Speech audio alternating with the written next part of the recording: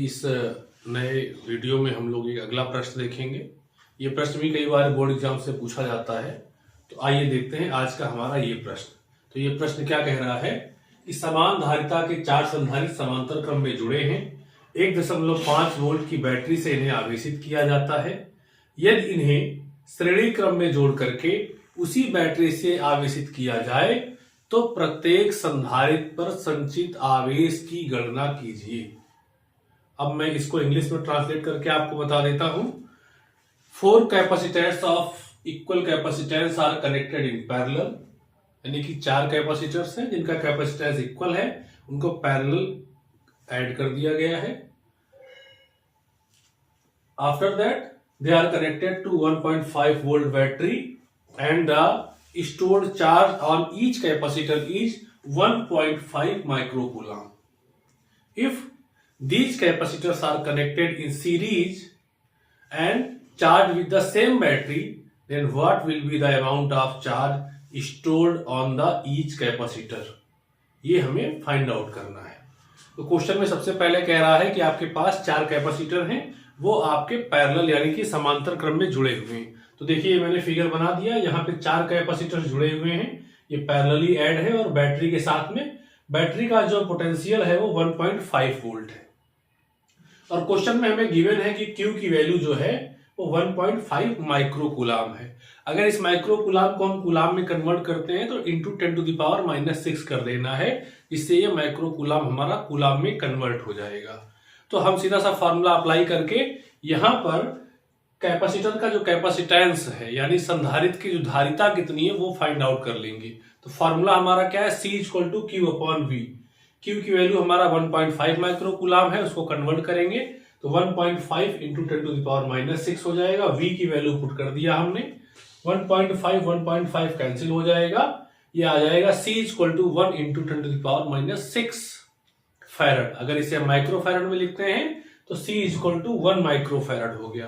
यानी कि जो यहाँ पर आपके 4 कैपेसिटर जुड़े हुए हैं उनमें हर एक कैपेसिटर का जो कैपेसिटेंस है यानी जो उनकी धारिता है वो 1 माइक्रो फैरड है। तो यानी ये सभी 1 micro farad, 1 micro farad, 1 micro farad and 1 micro farad की धारिता के कैपेसिटर्स हैं। अब इनको हम सीरीज में कनेक्ट करते हैं। जैसे हम इन्हें सीरीज में कनेक्ट करेंगे और उसी बैटरी के साथ में इनको जोड़ दिया जाएगा, जो कि बैटरी का जो पोटेंशियल है वो 1.5 वोल्ट है।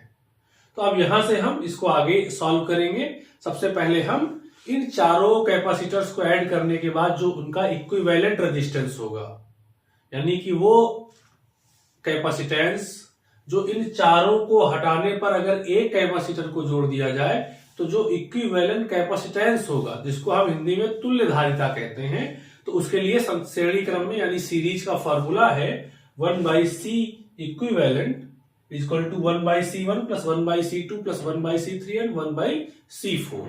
सबकी वैल्यू पुट कर देंगे। चारों हमारे जो संधारित्र हैं वो समान धारिता के हैं, सभी की धारिता 1 है, सबकी वैल्यू 1 1 1 पुट कर देंगे तो ये हो जाएगा 4/1। जब यहां से हम C इक्विवेलेंट निकालेंगे तो ये 1/4 आएगा। 1/4 को सॉल्व करेंगे 0.25 माइक्रोफैराड आ जाएगा। यानी कि अगर इन चारों को हम हटा दें और उसकी जगह सिर्फ एक कैपेसिटर यूज किया जाए तो उस कैपेसिटर की जो कैपेसिटेंस यानी धारिता होगी वो 0.2 माइक्रोफैराड होगी। तो श्रेणी क्रम में जितने भी हमारे कैपेसिटर्स ऐड होते हैं सभी पे चार्ज क्या होता है, सेम होता है। तो किसी भी एक पे अगर हम चार्ज निकाल लेते हैं तो वही चार्ज सभी पे आ जाएगा। तो हम चार्ज निकालने के लिए फिर से वही फॉर्मूला इस्तेमाल करेंगे।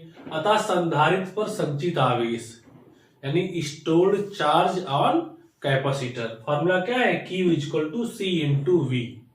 तो C की जगह हमें यहाँ तुल्य धारिता यानी इक्विवेलेंट कैपेसिटेंस लेना है, जिसकी वैल्यू हमने यहाँ फाइंड किया हुआ है। तो 0.25 करेंगे।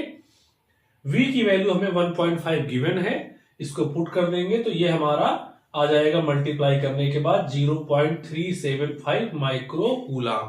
यानी कि एक संधारित्र के ऊपर जो आवेश इकट्ठा होगा वो 0.375 माइक्रोकूलाम होगा।